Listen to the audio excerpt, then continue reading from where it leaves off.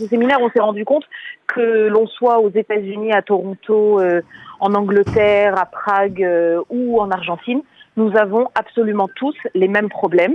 La première place de ces problèmes, le recrutement des enseignants, donner envie à des enseignants de s'engager dans les écoles, d'en faire leur métier, de donner du sens à leur vie en enseignant. Nous avons le plaisir d'être en ligne avec Dvorah Serrao. Dvorah, bonjour, Boker Tov.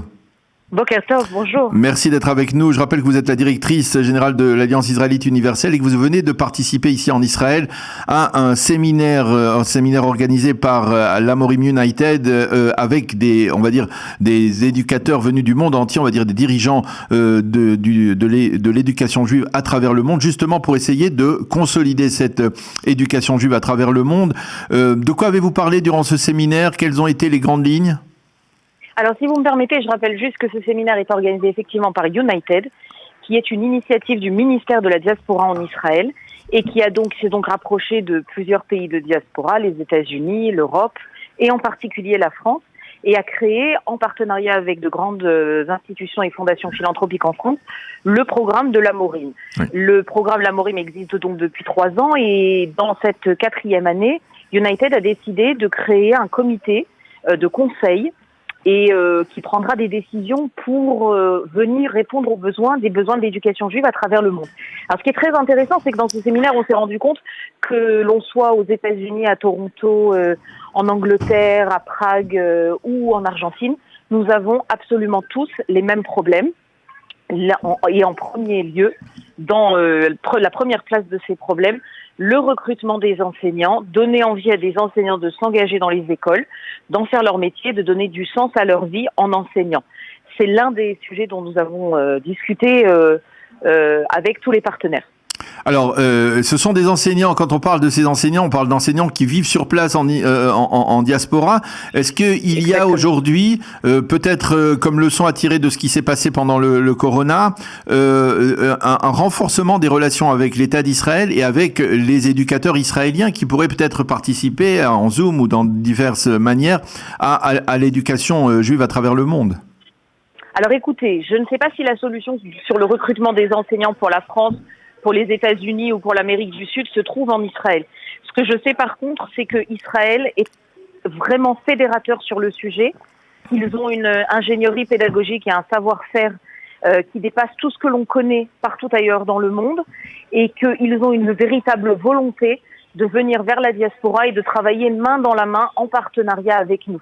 Et ça, je dois dire qu'on a vraiment un sentiment très très fort. Moi, ça fait plus de 20 ans que je travaille dans ce métier. On a un sentiment très très fort de vouloir travailler avec et pas de vouloir nous montrer comment il faut faire en nous donnant des leçons et en prétendant qu'ils connaissent tout. On s'est senti extrêmement écoutés, on a pu chacun présenter nos difficultés et finalement se rendre compte qu'on avait absolument besoin d'Israël dans l'équation éducation juive, que ce soit en France ou ailleurs. Mais justement, quelle est la place d'Israël? Quelle est cette place? On a besoin d'Israël, certes, mais avec quelle intensité, avec quel volume? Écoutez, en tout cas, c'est certainement pas suffisant. On en a besoin beaucoup plus pour l'enseignement de l'hébreu, pour la transmission de l'identité juive qui doit absolument être empreinte de l'attachement à la terre d'Israël et du sionisme, parce qu'on ne peut concevoir une identité juive qui ne soit pas fermement et intimement connectée à l'État d'Israël. Et ça, c'est quelque chose que par l'éducation formelle et informelle, Israël peut nous montrer, peut nous enseigner, il peut nous montrer la voie.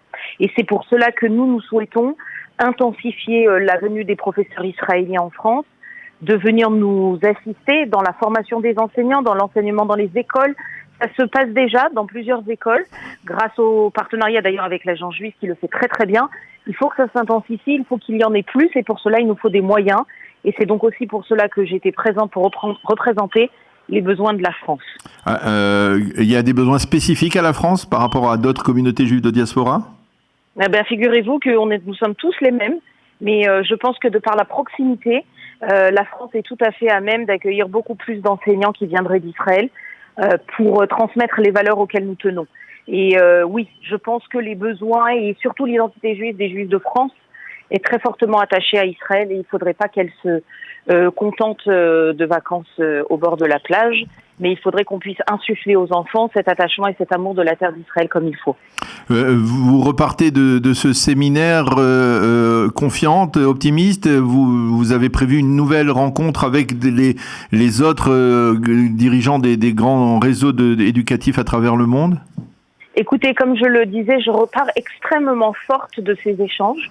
Il faut savoir qu'on peut souvent se sentir très très seul dans ce genre de situation parce que quand on est démuni, on ne sait pas vraiment vers qui se tourner. Je repars extrêmement confiante. D'autres rendez-vous sont déjà envisagés en Europe et aux États-Unis pour créer un réseau de soutien et de support pour que l'on puisse les uns et les autres partager les bonnes pratiques. Et aujourd'hui, c'est indispensable. En tout cas, mon objectif à moi, c'est de ne pas laisser la France au bord de la route dans ces échanges et dans ces partenariats. Eh bien, Dvorah Serrao, merci beaucoup d'avoir accepté de répondre à nos questions. Vous êtes sur le départ. Merci d'avoir répondu à nos questions sur ce séminaire donc organisé par l'Amorim United. Merci d'avoir été avec nous ce matin. Bonne journée, à bientôt. Merci Daniel, merci beaucoup, au revoir.